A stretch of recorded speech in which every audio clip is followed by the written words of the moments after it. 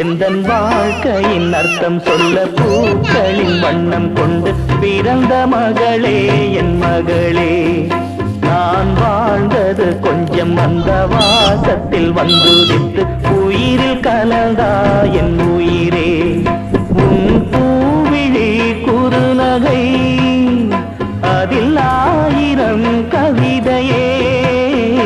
எந்தன் வாழ்க்கையின் அர்த்தம் சொல்ல பூக்களின் வண்ணம் கொண்டு பிறந்த மகளே என் மகளே.